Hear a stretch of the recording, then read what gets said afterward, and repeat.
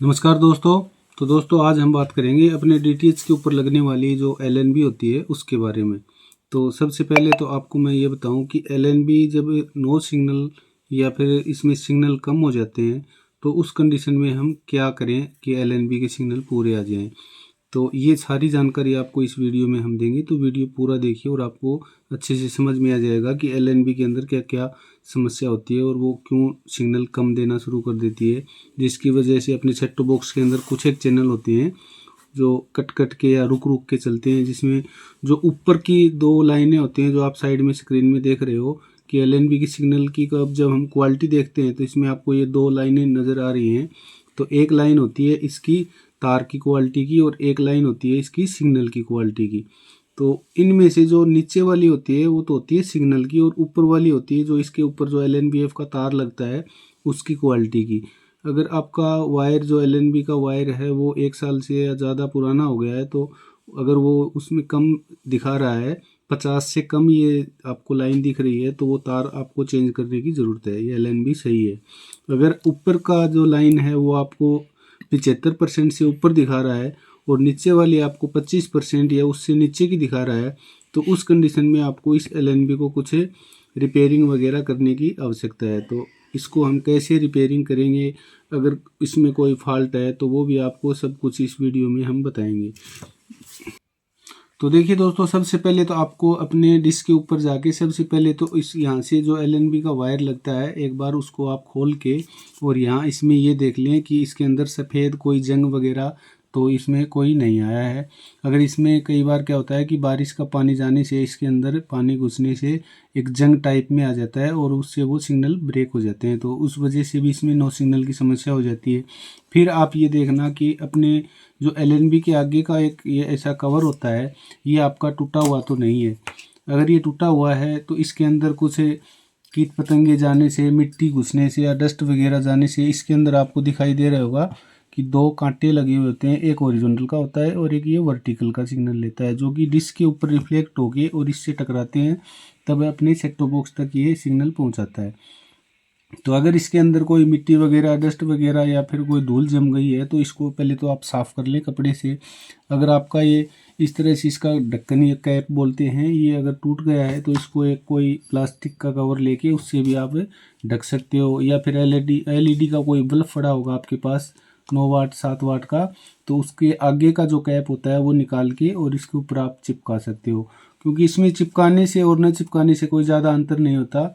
ये सिर्फ इसलिए होता है कि इसके अंदर धूल वगैरह, डस्ट वगैरह नहीं जाए। तो इस तरह से आप इसको ठीक कर सकते हो। फिर भी अगर आपका एलएनबी नो सिग्नल दे रहा है, आपने ये सारा काम कर लिया, फिर भी अगर डिस्क के अंदर नो सिग्नल आ रहा है, तो एक बार कोई आपको इस तरह से नॉर्मल मीटर मिल जाएगा आपको। तो वो मीटर, तो देखिए दोस्तों, इस तरह से कोई नॉर्मल मीटर आपको मिल जाएगा, नज़दीकी दुकानदार से एक बार ले लें। तो वो मीटर अगर आपके पास है तो अच्छी बात है, और फिर उस मीटर को लेके एक बार इस तरह से चेक कर लें वो सही है मीटर। फिर एलएनबी को डिश से बाहर निकाल के और एक वायर इसके ग्राउंड में ऐसे लगा लें और दूसरा वायर इसके जहाँ एलएनबी की पिन लगती है उसके अंदर आप एक बार इस तरह से लगा के चेक कर लें। अगर ये इस तरह से सुई आपकी मीटर की ऊपर की तरफ आ रही है तो ये एलएनबी बिल्कुल सही है। अगर आपके एलएनबी के अंदर इस तरह से आपने वायर कनेक्ट कर दिया और ये सुई ऊपर की तरफ नहीं आ रही, तो इसका मतलब ये होता है कि जो इसके अंदर ये पिन लगी हुई होती है ये आगे से इसकी कनेक्टिविटी हट गई है या टूट गई है। तो उस कंडीशन में आपको क्या करना है कि एलएनबी को खोल के, उसको मैं आपको एक दूसरी एलएनबी दिखाऊं, तो इस तरह से मैं आपको दूसरी एलएनबी एक बार खोल के दिखाता हूँ। इस तरह से आप उस एलएनबी को खोल लें, बाहर का ये कवर बाहर करके, और ये दो पार्ट अलग हो जाएंगे उसके इस तरह से।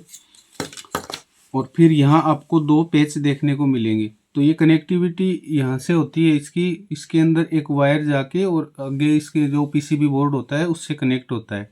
तो एक बार इसको चेक कर लें, यहाँ इसमें दो पेच लगे हुए होते हैं, इनको खोल के और इसकी कनेक्टिविटी चेक कर लें, और फिर दोबारा से इसको मीटर से और दोबारा से एक बार चेक कर लें इसकी कनेक्टिविटी सही से आई है या नहीं। तो देखिए दोस्तों, इसमें कनेक्टिविटी आपको दिखाई दे रही होगी इसमें कम है, और दूसरी एलएनबी के अंदर आपको दिखाई दे रही होगी इसके अंदर ज़्यादा है। तो मैं आपको दिखाऊंगा, आप देखते रहिए। तो ये देखिए इतना अंतर है। तो इसमें और इसमें इतना अंतर है, तो इस तरह से ये सिग्नल देना कम कर देती हैं। तो अगर ये कम कर देती हैं तो दोस्तों अब रही बात इसमें रिपेयरिंग की। अगर इसको आप रिपेयरिंग करना चाहते हो तो ये रिपेयरिंग नहीं होती, क्योंकि ये पहली बात तो जल्दी ख़राब नहीं होती, क्योंकि जितनी भी एलएनबी आती हैं ये सब वाटरप्रूफ आती हैं, तो इसमें पानी जाने से कोई फॉल्ट नहीं होता। फिर भी अगर इसमें कोई फॉल्ट होता है, अंदर जो पार्ट लगे होते हैं अगर फॉल्ट हो गया तो ये रिपेयर नहीं होगी, क्योंकि वो पार्ट इतने मतलब माइक्रो पार्ट होते हैं जो कि हम चेंज भी नहीं कर सकते, ना कोई टक्का लग सकता, ना वो रिप्लेस हो सकती है। तो दोस्तों उस कंडीशन में तो आपको ये एलएनबी नहीं लेनी होगी, जो कि मार्केट में 100-150 रुपये 200 रुपये, वो तो आपके एरिया के ऊपर डिपेंड है कि कितने की मिलती है। लेकिन अगर आपके जो कोई एलएनबी है और इसमें इस तरह की जो मैंने बताया कोई फॉल्ट है, तो वो आप आसानी से दूर कर सकते हो। तो इसमें रिपेयरिंग करने के लिए कुछ नहीं होता, क्योंकि न इसके पार्ट चेंज होते और न कुछ इसमें रिपेयरिंग करने के लिए अलग से हमें पार्ट न मिलते।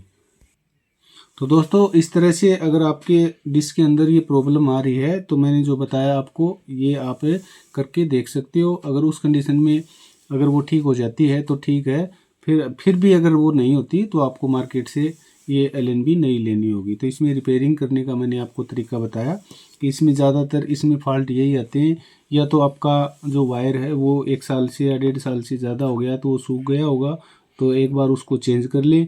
क्योंकि जो वायर वो एलएनबी का वायर होता है ज़्यादातर धूप में रहता है, और धूप में रहने से उसके अंदर वो जाली होती है वो सूख जाती है, और सूखने के कारण उसमें जो करंट फ्लो होता है वो करंट फ्लो कम हो जाता है, और उसकी वजह से जितने भी चैनल चलते हैं वो रुक रुक के चलने लगते हैं। तो उस कंडीशन में आपको अपने वायर को चेंज करना है, और अगर आपका वायर सही है तो एक बार एलएनबी को चेक कर लें कि इसका आगे का कवर टूटा हुआ तो नहीं है, और इसके अंदर जो आपको सेंसर दिखाई दे रहे हैं इसके अंदर कोई रुकावट तो नहीं है।